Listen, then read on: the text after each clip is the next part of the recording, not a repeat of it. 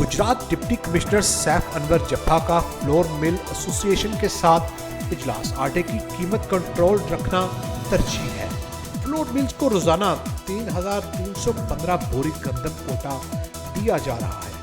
मज़ीद तफसीलात जानेंगे हमारे नुमाइंदे आफ्ताब अहमद। जी, डिप्टी कमिश्नर गुजरात सैफ अनवर जब्बा ने फ्लोर मिल्स एसोसिएशन के साथ इजलास में शिरकत की। उन्होंने कहा कि आटे की कीमत कंट्रोल रखना हमारी अवलीन तरजीहात में से है।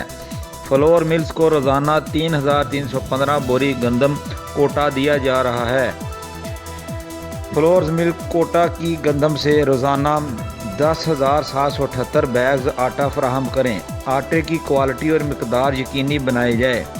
आटे में नमी का तनासब यकीनी हो। आटे के जो सेल पॉइंट हुकूमत की तरफ से हैं वहीं आटा फ़रोख्त किया जाए। सेल पॉइंट कम हो तो मज़ीद दुकानें खोली जाएँ। फ्लोर मिल वाले अपना रिकॉर्ड अपडेट रखें। हर फ्लोर मिल की चेकिंग भी होगी।